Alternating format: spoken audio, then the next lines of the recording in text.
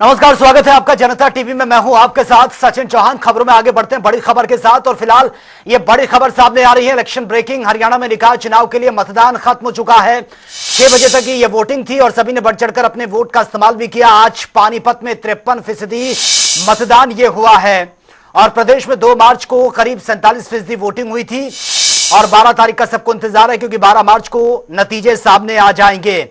और आज हमने देखा कि किस तरह से लोग अपना वोट कास्ट करने के लिए पहुंचे थे। बाकी सारी जगह वोटिंग ये हो गई थी और इसके बाद आज पानीपत में ये वोटिंग हो रही थी। 6 बजे तक का ये टाइम था और सभी ने बढ़ चढ़कर अपना वोट कास्ट किया। ईवीएम में दिग्गजों की जो किस्मत है वो कैद हो चुकी है और 12 तारीख का सबको इंतजार है, क्योंकि 12 मार्च को जो रिजल्ट है वो सामने आ जाएगा और 12 तारीख को यह क्लियर हो जाएगा कि कौन जीत रहा है, कौन हार रहा है। 12 मार्च को चुनाव के जो नतीजे हैं वो सामने आ जाएंगे। तो आज पानीपत में 52% वोटिंग ये हुई है।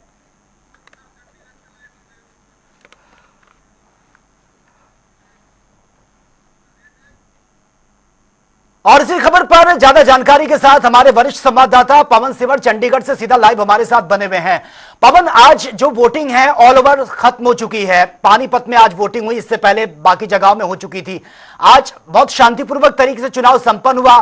फिलहाल अब तक का कितना वोटिंग परसेंटेज रहा है? बाकी ऑल ओवर अगर हम देखें, जहां पर यह परसेंटेज बढ़ा भी है घटा भी है, किस तरह से इसको देखा जा रहा है? निकाय चुनाव की जो मतदान की प्रक्रिया है वो आज पूरी हो गई है और अब सभी को इंतजार है मतगणना का। 12 मार्च को नतीजे क्या होंगे इसके लिए सभी को इंतजार है। और इससे पहले जो मतदान हुआ है उसकी अगर हम बात करें तो 2 मार्च को पूरे प्रदेश में तमाम जगहों पर निकाय के चुनाव के लिए वोटिंग हुई थी और उस दौरान 46.7 यानी 46.7 के करीब मतदान जो है वो प्रदेश भर में ऑल ओवर हुआ था। आज जो है वो पानीपत नगर निगम में वोटिंग थी और सुबह से लेकर शाम 6 बजे तक जो है वो मतदान हुआ और इसके बाद अभी तक का जो आंकड़ा है वोटिंग का वो 52% का है। इसमें मामूली बढ़ोतरी जो है वो भी हो सकती है और 52% वोटिंग जो है वो पानीपत निगम में हुई है। और अब पानीपत नगर निगम की वोटिंग को और बाकी जो जगह की वोटिंग थी उसको जब ऑल ओवर आंकड़ा निकाला जाएगा प्रतिशत का, तो ये जो है वो 48-47 के आसपास जो है वो रहने की संभावना है। चूंकि इसको पानीपत नगर निगम के मतदान के प्रतिशत को बाकी जगहों के मतदान के साथ जो वो जब इकट्ठा एक साथ जब इसका आंकलन होगा तो 47-48 तक जो ये आंकड़ा है ये पहुंचता हुआ दिखेगा। लेकिन सभी को इंतजार है कि 12 मार्च को नतीजे किसके पक्ष में जाएंगे। लेकिन जो वोटिंग का पैटर्न रहा है उससे कई जगह जो है वो चिंताएं बढ़ी है, कई जगह जो है वो मुश्किलें बढ़ी है। खासतौर पर सोनीपत नगर निगम की हम बात करें तो सोनीपत नगर निगम में जो सबसे कम मतदान है वो इस निकाय चुनाव में हुआ है। वहाँ 28-29% के करीब वोटिंग जो है वो सोनीपत नगर निगम के चुनाव में हुई है, जो अपने आप में काफ़ी जो है वो हैरान करने वाला वोटिंग परसेंटेज है। अगर वहाँ के टोटल वोट 3 लाख के आसपास की बात करें तो उसका जो वो 30% के आसपास यानी 1 लाख वोट भी वहाँ पर जो है वो नहीं डला है। तो ये जो वो अपने आप में एक बड़ी बात है कि सोनीपत नगर निगम जो दिल्ली एनसीआर के साथ सटा हुआ हरियाणा का एक बड़ा मजबूत जिला है जिसमें काफ़ी औद्योगिक क्षेत्र जो है वो विकसित हो चुका है, लेकिन इसके बावजूद वहाँ का वोटिंग प्रतिशत जो है वो काफ़ी कम रहा है। उसके बाद अम्बाला में भी जो है वो वोटिंग प्रतिशत सोनीपत के बाद दूसरे नंबर पर जो है वो काफ़ी कम रहा है। लेकिन अब जो है वो वोटिंग प्रतिशत कितना कहाँ का रहा है इसके आंकलन की बजाय नतीजों की बात होगी, क्योंकि लोगों ने अपना वोट जो वो डाल दिया है। अब जो है वो ईवीएम में उम्मीदवारों के भाग्य कैद हो चुके हैं और नतीजे जो हैं वो अब 12 मार्च को आएंगे। तो 12 मार्च के नतीजे क्या होंगे इसके ऊपर सभी की नज़रें टिकी हुई है। चुनाव प्रचार के दौरान और मतदान के बाद राजनीतिक दलों के उम्मीदवारों के अपने अपने दावे हैं, अपने अपने उनके दम जो है उन्होंने जीत के भरे हैं। लेकिन असलियत में नतीजे क्या होंगे ये 12 मार्च को तस्वीर साफ होगी। जी बिल्कुल पवन, 12 तारीख का सभी को इंतजार है, क्योंकि ये वोटिंग परसेंटेज जो था वो भी अब धीरे धीरे क्लियर हो चुका है और 12 तारीख को इंतजार है, क्योंकि 12 तारीख को रिजल्ट आना है। लेकिन जो नतीजे सामने आएंगे हरियाणा की सियासत पर इसका किस तरह से असर देखने को मिलेगा, क्योंकि इससे पहले हमने देखा सभी पार्टियों की तरफ से ईडी चोटी का जोर लगाया हुआ था। तैयारियां फुल ऑन, बिल्कुल एक्टिव मोड पर तैयारियां चल रही थी और सभी अपनी अपनी जीत का दावा भी कर रहे हैं। बिल्कुल, देखिए हरियाणा में जो निकाय का चुनाव हुआ है, इस निकाय के चुनाव में एक बात साफ तौर पर कही जा सकती है, नतीजे किसके पक्ष में जाएंगे, किसके खिलाफ जाएंगे, ये तो 12 मार्च को ही तस्वीर साफ होगी। लेकिन एक बात तय है, भारतीय जनता पार्टी ने इस चुनाव को बहुत मजबूती के साथ, बेहतर प्रबंधन के साथ लड़ा है। अक्सर कहा भी जाता है कि भारतीय जनता पार्टी छोटे से भी चुनाव को बड़ी मजबूती के साथ और बड़े प्रबंधन के साथ जो वो लड़ती है, और इसका असर इस बार हरियाणा के निकाय चुनाव पर दिखा। हरियाणा के मुख्यमंत्री नायब सिंह सैनी, हरियाणा के पूर्व मुख्यमंत्री और मौजूदा केंद्रीय मंत्री मनोहर लाल, हरियाणा के तमाम कैबिनेट मंत्री, विधायक, पूर्व कैबिनेट मंत्री जिनमें रामविलास शर्मा, ओम प्रकाश धनखड़, कैप्टन अभिमन्यु, और इसके साथ साथ जो वो पूर्व प्रदेश अध्यक्ष सुभाष बराला, तमाम जो दिग्गज हैं वो जो है वो चुनाव प्रचार में खुद उतरे। एक एक जगह पर जाकर जो है वो जहां जहां चुनाव थे, 40-41 जगहों पर ये चुनाव था निकाय का, तो वहां पर जाकर प्रचार किया और मजबूती प्रचार में भारतीय जनता पार्टी ने दिखाई। जबकि कांग्रेस ने निगम के चुनाव में जो मेयर का पद है वो पार्टी के सिंबल पर लड़ा, और नगर परिषद में भी प्रधान पद जो है वो कई जगह पर जो है वो कांग्रेस पार्टी ने सिंबल पर लड़ा। लेकिन इसके बावजूद बाकी जगहों पर पार्टी ने उम्मीदवार जो है वो सिंबल पर नहीं उतारे, और उम्मीदवार जो सिंबल पर उतारे भी वहां भी कांग्रेस पार्टी का कोई वो प्रचार नहीं दिखा जो एक विपक्षी दल के तौर पर कांग्रेस को करना चाहिए था। अब बात करते हैं दूसरे दलों की, जिसमें इंडियन नेशनल लोकदल है, जननायक जनता पार्टी है, आम आदमी पार्टी है। चुनाव से पहले दावे कई किए जा रहे थे, लेकिन चुनाव आते आते नॉमिनेशन भरने का जब वक्त आया तो बहुत कम 1-2 जगह पर ही इन राजनीतिक दलों ने अपने उम्मीदवार उतारे, और एक तरीके से ये कह सकते हैं कि चुनाव से पीछे हटी ये जो बाकी जो दल हैं।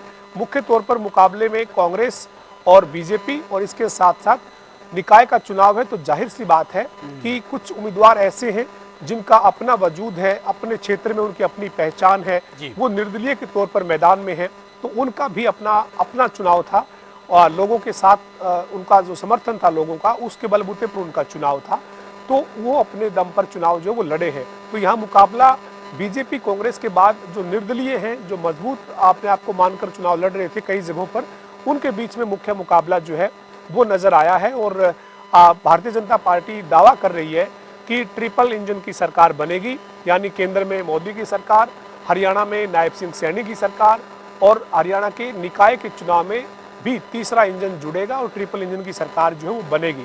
जबकि कांग्रेस जो है वो अपने दावे कर रही है, और निर्दलीय के तौर पर जो मजबूत प्रत्याशी है उनका अपना दमखम है। हालांकि कुछ जगहों पर जहां पर इंडियन नेशनल लोकदल, जननायक जनता पार्टी और आम आदमी पार्टी लड़ रही है, उनका भी अपना क्लेम है, लेकिन जो स्थिति चुनाव में प्रचार में दिखी है वो स्पष्ट है।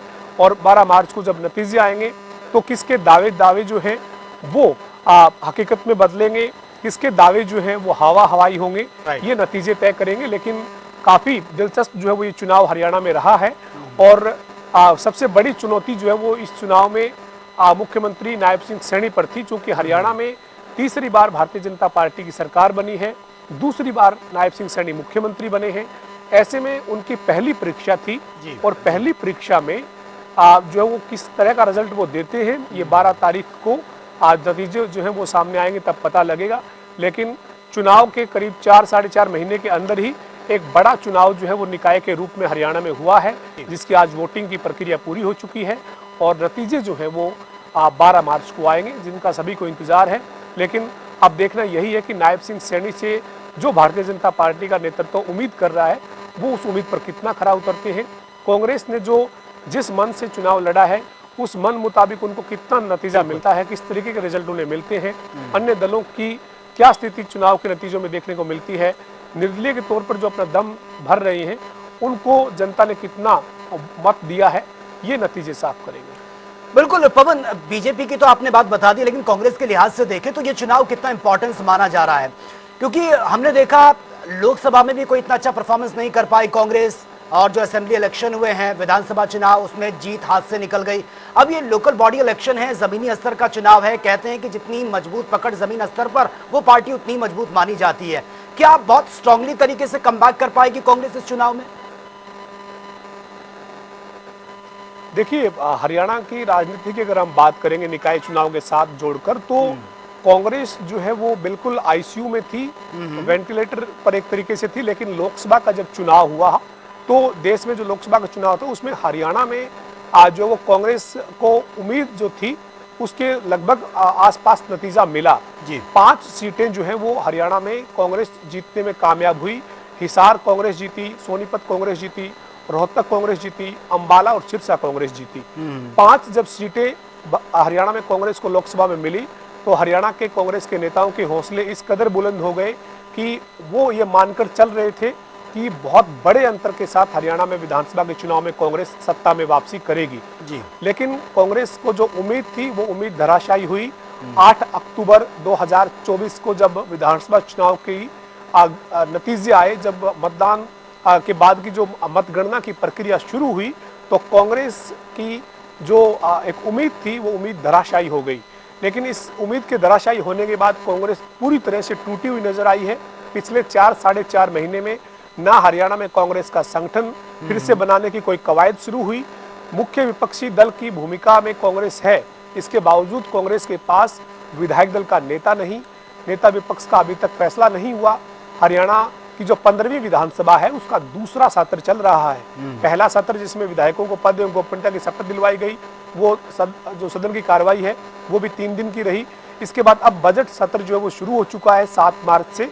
कल बजट सत्र की कार्यवाही का दूसरा दिन है और हरियाणा में नेता विपक्ष नहीं है, कांग्रेस के विधायक दल के नेता का फैसला अभी तक नहीं हुआ है। तो ऐसे में आप ये अंदाजा लगा लीजिए कि निकाय के चुनाव में कांग्रेस किस मन से चुनाव प्रचार में गई होगी या किस तरह से चुनाव प्रचार कांग्रेस ने किया होगा। क्योंकि हमने इस निकाय के चुनाव को कवर किया है, हम फील्ड में गए हैं, तो हमें कांग्रेस का उस तरह का कोई चुनाव प्रचार नहीं दिखा जो एक विपक्षी दल के तौर पर कांग्रेस को चुनाव प्रचार करना चाहिए। और ये बात हम नहीं कह रहे हैं, ये बात पूर्व मुख्यमंत्री भूपेंद्र सिंह हुड्डा खुद कह रहे हैं कि वो इतने छोटे चुनाव में चुनाव प्रचार के लिए नहीं जाते, वो केवल एमपी और एमएलए के इलेक्शन में ही चुनाव प्रचार करते हैं। अगर कोई किसी भी दल का इतना बड़ा नेता निकाय के चुनाव के प्रचार को लेकर जब ये बात कह रहा है तो इससे अंदाजा आप लगा लीजिए कि 12 मार्च की तस्वीर लगभग किस तरीके की होगी। हालांकि इंतजार जरूर करना चाहिए 12 मार्च का, क्योंकि दावे अपने अपने सबकी तरफ से किए गए हैं। उन दावों की हकीकत क्या होगी ये 12 मार्च को नतीजे बताएंगे। लेकिन जिस तरीके का प्रबंधन, जिस तरीके का चुनाव प्रचार, जिस तरीके से उम्मीदवारों के साथ लगकर पार्टी के कार्यकर्ताओं को खड़ा होकर चुनाव लड़ना चाहिए, वैसी तस्वीर बहुत ज्यादा कोई जगहों पर दिखी नहीं है। जी बिल्कुल पवन, बड़े चुनाव की अगर हम बात करें तो उसमें एक पार्टी का बोलबाला रहता है। जिस तरह से बीजेपी, कांग्रेस, एक लोगों का माइंडसेट होता है। ये छोटे लेवल का चुनाव था, जमीनी स्तर का चुनाव, क्षेत्रीय दलों की इसमें अहम भूमिका रहती है, कई बार ये देखने को भी मिलता है। लेकिन इस बार इस चुनाव में क्षेत्रीय दलों की जो भूमिका है वो किस तरह से रहने वाली है, क्या उसका भविष्य रहेगा? क्या लग रहा है आपको कि इस बार वाकई क्षेत्रीय दलों का बोलबाला है या फिर बाकी लोगों का एक माइंडसेट यही बना हुआ है कि कांग्रेस और बीजेपी? देखिए, इस निकाय के चुनाव में 12 मार्च को जो नतीजे आएंगे उनका हमें इंतजार है और हम जनता टीवी के हमारे जो दर्शक हैं उनको नतीजों की एक एक अपडेट जो है वो सबसे पहले दिखाएंगे और बताएंगे। लेकिन नतीजों से पहले जो आंकलन है वो ये साफ तौर पर बयां कर रहा है कि यह मुकाबला बीजेपी और कांग्रेस के बीच में ही नजर आएगा। और बीजेपी और कांग्रेस के साथ साथ अगर कोई तीसरा मुकाबले में है तो बहुत जगहों पर निर्दलीय जो उम्मीदवार हैं, जो अपने बलबूते पर चुनाव लड़ रहे हैं, जो ये दावा करते हैं कि उनको उनके वार्ड का, उनको उनके शहर के लोगों का समर्थन है, वो कितना नतीजा किस रूप में दे पाएंगे। तीसरे मुकाबले में मुख्य तौर पर वो लोग हैं जो अपने बलबूते चुनाव लड़ रहे हैं। इस चुनाव में आम आदमी पार्टी, इंडियन नेशनल लोकदल, जननायक जनता पार्टी, इनका बहुत ज्यादा कहीं पर भी कोई प्रदर्शन नजर नहीं आएगा। और बाकी ये हम इसलिए कह रहे हैं चूंकि चुनाव प्रचार पूरी तरीके से देखा है, उसमें साफ तौर पर ये निकल कर आया। लेकिन इसकी वजह एक और भी है, वजह ये भी है कि इंडियन नेशनल लोकदल, जननायक जनता पार्टी और आम आदमी पार्टी ये चुनाव बहुत ज़्यादा जगहों पर लड़ी भी नहीं है। सीधे तौर पर ये कहा गया कि इस चुनाव में हम 1-2 जगह पर जहां उम्मीदवार उतारने हैं वही उम्मीदवार उतारे हैं, बाकी जगहों पर हम चुनाव नहीं लड़ रहे हैं। तो उनके पास ये जरूर है 12 मार्च के नतीजों के बाद कि हम चुनाव मैदान में बहुत मजबूती के साथ थे नहीं, हमने प्रत्याशी पार्टी के सिंबल पर उतारे भी नहीं थे। तो ये जरूर माइनस किया जा सकता है जो यहाँ पर दूसरे जो दल हैं उनकी तरफ से। लेकिन मुख्य मुकाबला बीजेपी और कांग्रेस और उसके साथ साथ अपने बलबूते पर अपने क्षेत्र में अपनी जीत का दम भरने वाले निर्दलीयों के बीच में यह मुकाबला दिखेगा।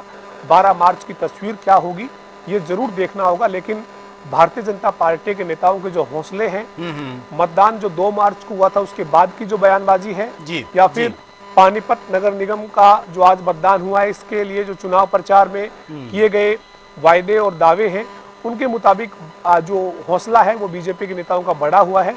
लेकिन उस हौसले को नतीजे कितनी मजबूती देंगे ये 12 मार्च को साफ होगा। बिल्कुल पवन, बाकी इलेक्शन में हमने देखा कि बीजेपी बहुत एक्टिव मोड में नजर आती है, फिर चाहे हम लोकसभा की बात करें, विधानसभा चुनाव की बात करें और अब ये निकाय चुनाव, हमने खुद देखा मुख्यमंत्री बिल्कुल ग्राउंड पर जाकर लोगों के बीच संबोधित कर रहे हैं, बिल्कुल एक्टिव मोड में। कांग्रेस इतनी एक्टिव नजर नहीं आई असेंबली इलेक्शन के बाद से, बहुत एक ठंडे बस्ते में है और लगातार उनकी मीटिंगें चल रही है, नेता प्रतिपक्ष का चुनाव नहीं हो पाया, संगठन मजबूत नहीं हुआ है, और उस तरह से फिर यह बयान देना कि हम छोटे इलेक्शन पर इतना ध्यान नहीं देते, तो ये तो आने वाले वक्त में कांग्रेस की और मुश्किलें पैदा करेगा।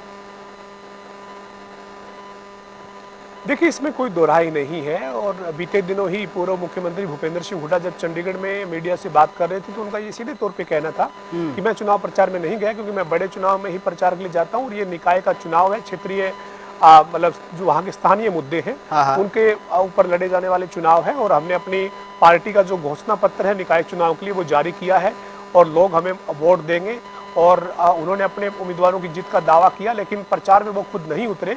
और उसके विपरीत अगर हम बीजेपी के नेताओं की रणनीति प्रचार के लिए देखेंगे तो वो सभी तस्वीरें, सभी चुनाव प्रचार से जुड़े वीडियो जो हैं वो लगातार सामने आए हैं। मुख्यमंत्री ने एक नहीं कई जगहों पर जनसभाएं जो है वो की है, रोड शो किए हैं, और बड़े जो नेता हैं पार्टी के बाकी उन नेताओं ने भी जो है वो मैदान में उतरकर प्रचार किया है। तो जाहिर है कि जब आप किसी भी चुनाव को गंभीरता से लड़ते हैं, आप मजबूत रणनीति के साथ चुनाव लड़ते हैं, तो निश्चित तौर पर उसका कहीं ना कहीं असर नतीजों में आप देखते भी हैं और उसकी आपको उसके चलते आपको फायदा भी मिलता है।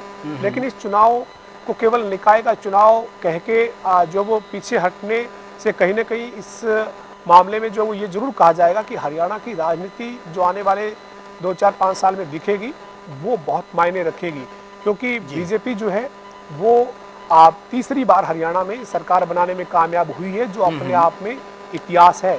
हरियाणा के गठन के बाद कोई भी राजनीतिक दल तीसरी बार सत्ता में आया है, तो ये बीजेपी ने एक कीर्तिमान हरियाणा में बनाया है।